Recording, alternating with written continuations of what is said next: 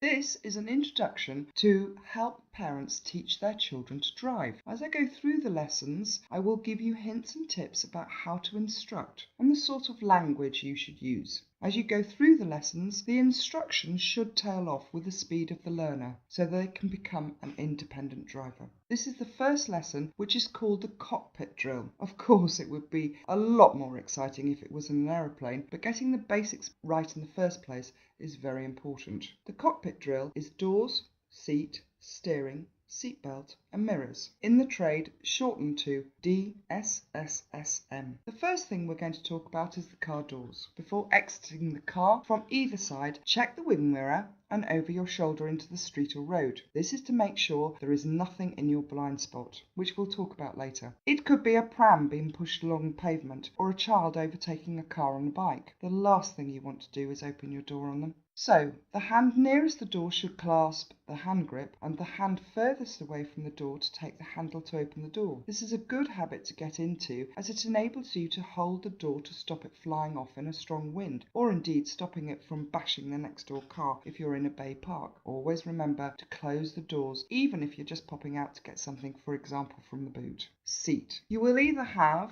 electronic buttons, usually down the side of the seat in between the seat and the door, or you'll find a bar that you can lift under the floor of the seat. The seat needs to be positioned so that when you press the clutch all the way to the floor, you will still have a slight bend in your knee. You do not want to be stretched or to be so close that your knee may hit the steering wheel whilst changing gear. To alter the upright part of the seat, you should place your hands on the steering wheel at the 10 to 2 position or quarter to 3 position. You should have a nice bend in your elbow, again not so far away that your arms are straight and not so close that your elbows will knock your body when steering. Some cars do have the facility to change the position of the steering wheel. Make sure you position it so you can see the speedometer. Finally, the head restraint should be in a position so that the center of your head is protected. Usually, the top of the head restraint is level with the top of the ears. Seatbelt. When putting your seatbelt on, make sure it is not twisted, as it will not work properly if you are involved in an accident. Make sure it is placed securely, and some cars you will be able to move the shoulder strap